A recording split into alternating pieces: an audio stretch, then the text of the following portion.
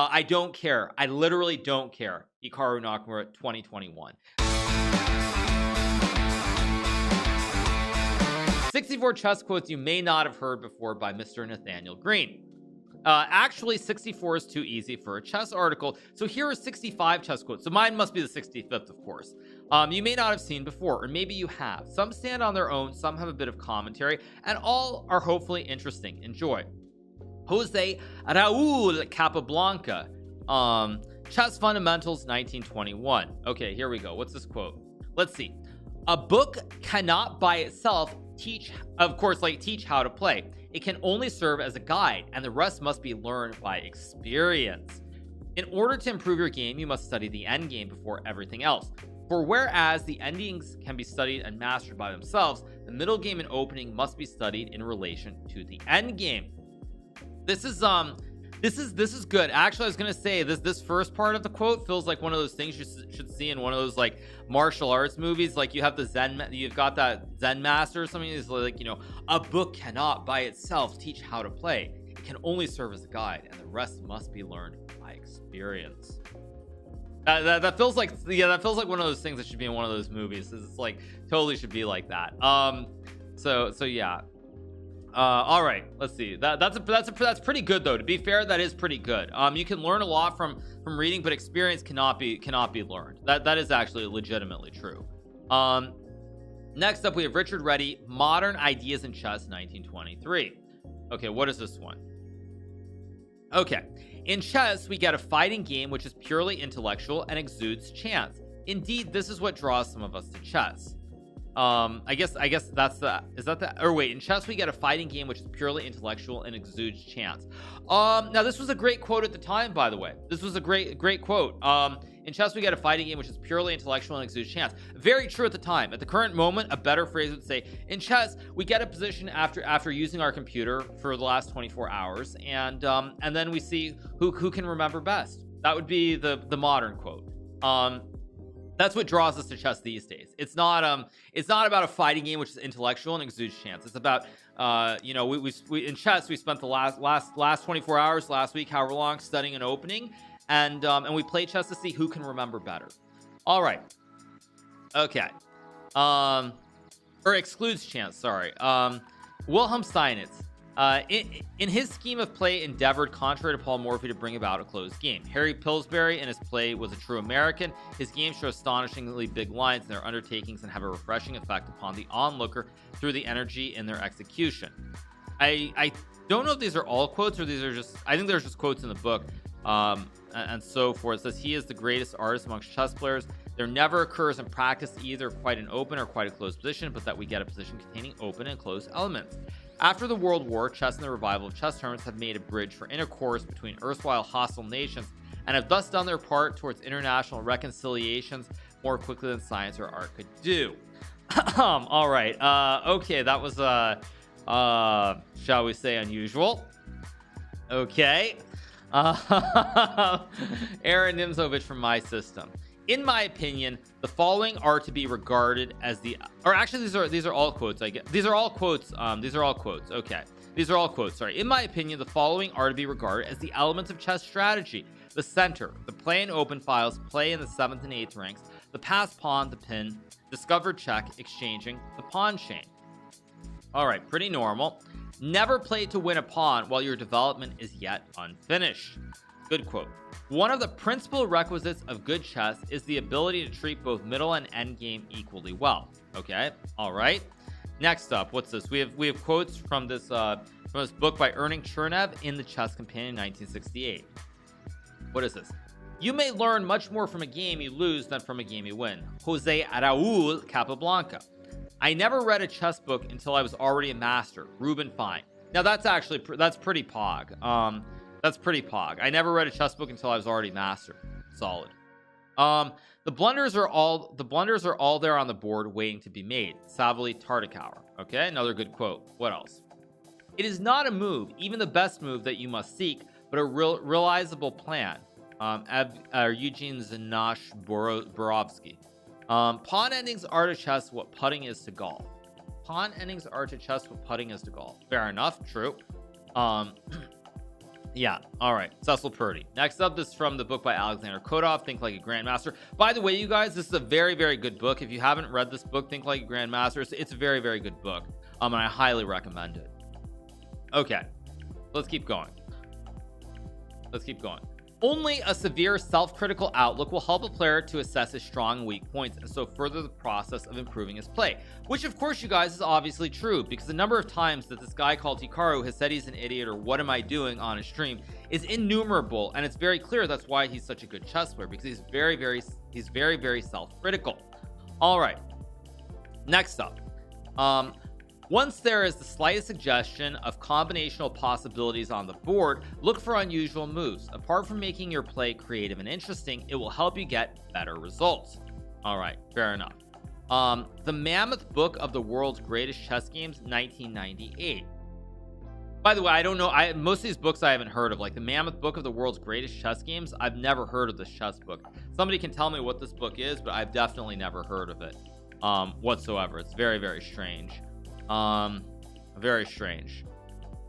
Okay, if you want everyone to believe that you really did play a fantastic combination, be sure to play it in a tournament game. Graham Burgess on Adams Torrey 1920. Fair enough. It's a book made from a mammoth. We can talk about mammoths later. Knowing which pieces you want exchanged is a great help in finding the right moves. Graham Burgess. Fair enough. It doesn't matter how strong a player you are. If you fail to register some development in the opening, then you are asking for trouble. Okay, reasonable. Stay flexible. Be ready to transform advantages from one type to another. Very generic quote here. Very generic. All right, next up. On the World Champions. Okay. Picture of Steinitz. Let's keep going. This is a quote by Steinitz. He went out of his way to provoke the opponent to attack, and reeking of contempt and crusader's zeal, devoted himself to consolidating some of the most hideously unconsolidated positions ever seen on a chessboard.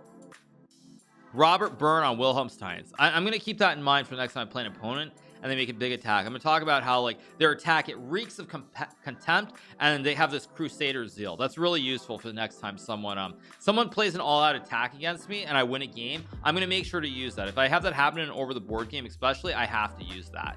All right, next up. It's no easy matter to reply correctly to Emmanuel Lasker's bad moves. WHK Pollock. True. Okay. The greatest compliment one can pay a master is to compare him with Jose Raul Capablanca, earning Chernev with that one. Okay. It was impossible to win against Jose Raul Capablanca. Against Alexander Alekhine, it was impossible to play. Paul Keres. Okay. All right. When Max Euwe of the Netherlands won the world title in 1935 and kept going in a glorious career, that country became a beehive of chess, and it still is. Robert Byrne. Now this, by the way, applies to Norway as well. Norway is a good example of this, where there's a lot of chess activity ever since Magnus's rise to become the world champion. So this is applicable in many different countries. All right, what do we have? Mikhail Botvinnik was a virtuoso of counterattack, and so was adept at winning with black. He also constructed fascinating opening systems. Robert Byrne. All right. Okay, whatever. Okay, the peculiarity of his style is that only rarely does he make moves which no one else would make. Max Euwe on Vasily Smyslov. For inspiration, I look to those great players who consistently found original ways to shock their opponents. None did this better than the 8th world champion Mikhail Tal. Gary Chess. When his opponent forces him into wild play, his performance is stunning. Robert Byrne on Tigran Petrosian, also known as PP and Pampers. He was the first really versatile player. I liked his extensive and comprehensive play very much. Vladimir Kramnik on Boris Spassky. When having an edge, Anatoly Karpov often marked time and still gained the advantage. I don't know anyone else who could do that. It's incredible. Vladimir Kramnik. All right. What else do we have? Okay. Yeah. Well, let's keep going. Wait, did I miss that previous one? Okay. Where is that?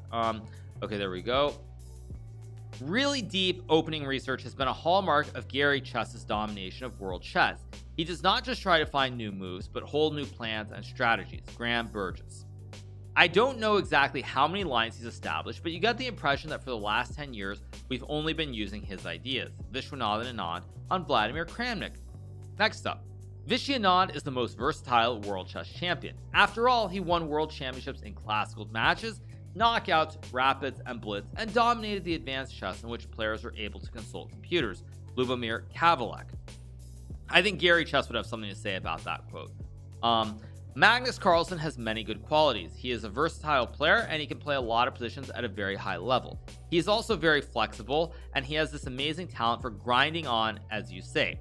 So that combination I was unable to deal with. This Vishwanathan Anand after the 2013 World Chess Championship. All right. Next up, of course, Bobby Fischer. On Bobby Fischer.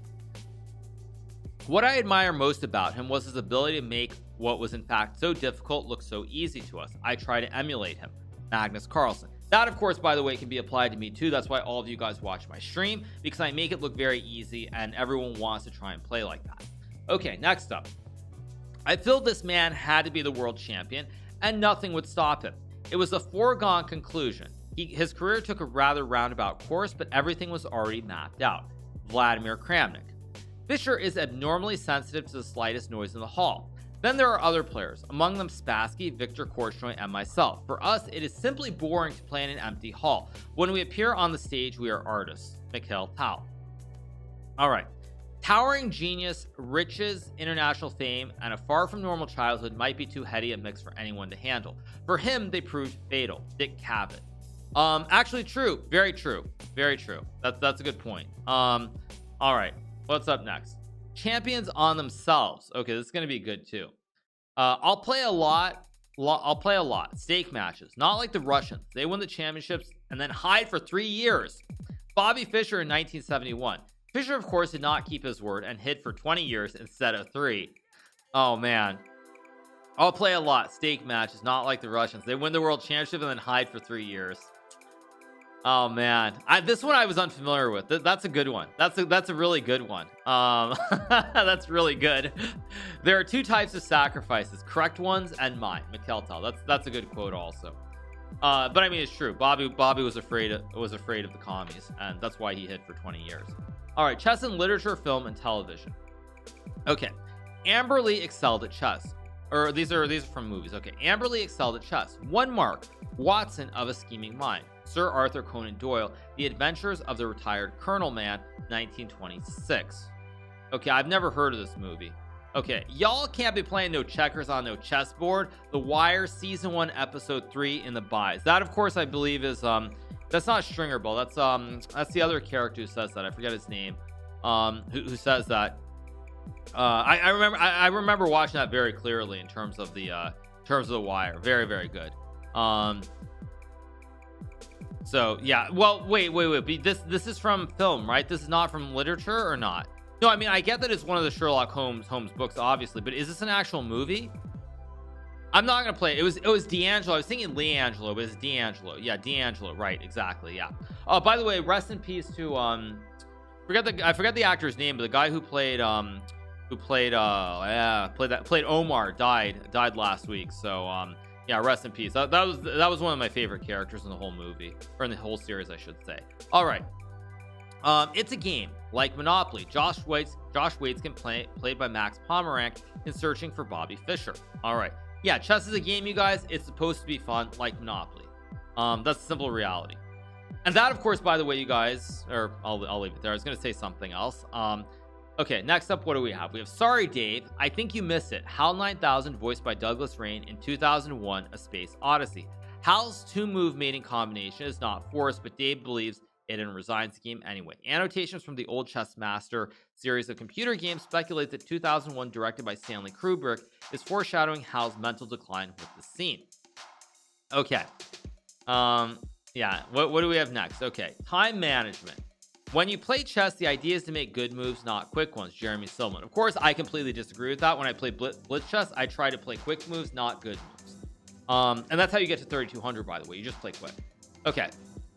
Next up, come on, Vishy, make a move. Grace Ashley commentating during a 1995 Armageddon game in which Vishwanathan Anand took nearly 2 minutes out of 5 allotted on his 4th move. Note, however, that Anand eventually won the game. Taking your time to make sure you know what you are doing, even in blitz, can sometimes work out.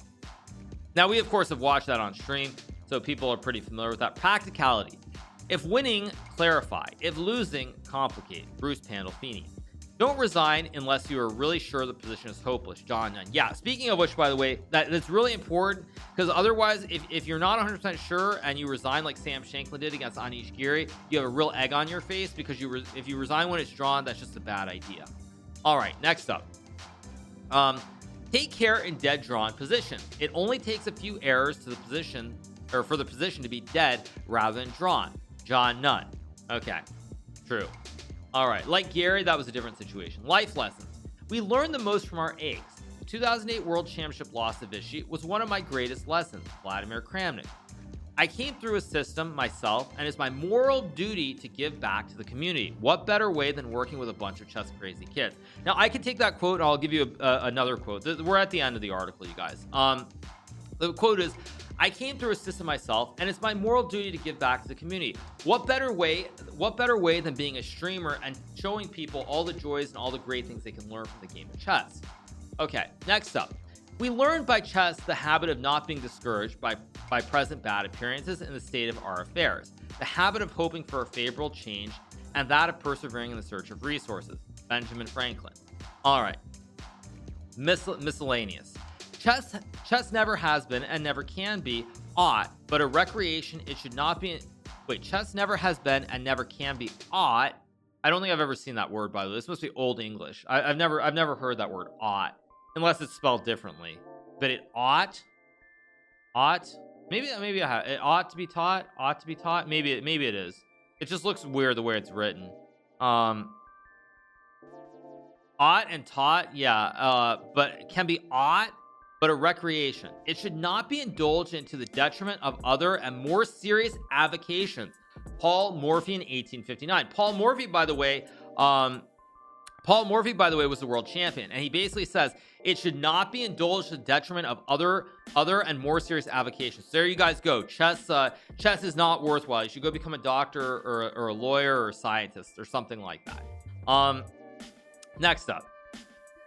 I feel sorry for players who are always lying awake at night brooding over their games. Magnus Carlsen 2010. Very true. I will say that I almost never actually I almost never think about chess when I'm not playing tournaments. So I totally agree with Magnus on that one.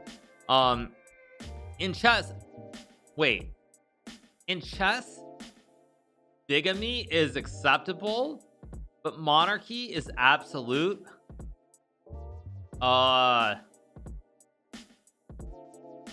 I'm sorry. Wait. Gary really said that? What? In chess, bigamy is acceptable, but monarchy is absolute. Okay. All right. Gary chess. Next up. Okay. When one of us first plays chess, he is like a man who has already caught a dose of microbes. Such a man walks along the street, and he does not yet know that he is ill. He is healthy, he feels fine, but the microbes are doing their work. Mikhail Tal. Oh man, these are some good ones. These last two are really good. So basically they're saying that like when you start playing chess, you're basically dying. You're infected. You're infected, and it's like the end. It's the end. Yeah, this is actually a good one. I like this one from Tal. Okay, what's next? At our club, when you lose with a blunder that instantly illuminates the virtues of assisted suicide, we have a cure, a new game right away. Charles Krauthammer. Wow. Okay. These are some unusual quotes, to put it mildly. Okay. Chess is not a game for dictators for numerous reasons. One is transparent. It's all information 100% available. Gary Kasparov. All right. Another good one. I could go on and rant about this one too, but I won't. Okay. On the chessboard, lies and hypocrisy do not survive long. The creative combination lays bare the presumption of a lie. The merciless fact culminating in a checkmate contradicts the hypocrite. Emmanuel Lasker. Okay, that's a little bit deep. Pawns, they are the soul of chess. It is they alone that determine the attack and the defense, and the winning or losing of the games depends entirely on their good or bad arrangement. Francois Andre Danikin Philidor. All right. I always loved complexity. With chess, one creates beautiful problems. Marcel Duchamp. Chess is a game by its form, an art by its content, and a science by the difficulty of gaining mastery in it. Tigran Petrosian. Again, when Tigran said this, it was definitely true. It's not true anymore. All right, so this is just a reference list here at the bottom. It's not super long, so I'll read it. So there's a Kramnik interview from Science to Kasparov, an imaginative tactician who was at ease and complexity, where it all began, chess is blooming again, and so forth. Yeah, enough of that. All right, Gary Kasparov would have been annoying later in life. Yeah, the Tigran Petrosian quote is true at the time when he was living, but it's not true anymore. All right, so that's kind of, there were some good quotes in there, a little bit random, but there are some quotes. Who reads the reference list of an article? Yeah, I'm like back in college, right? You have to add all your references to the bottom, including Wikipedia.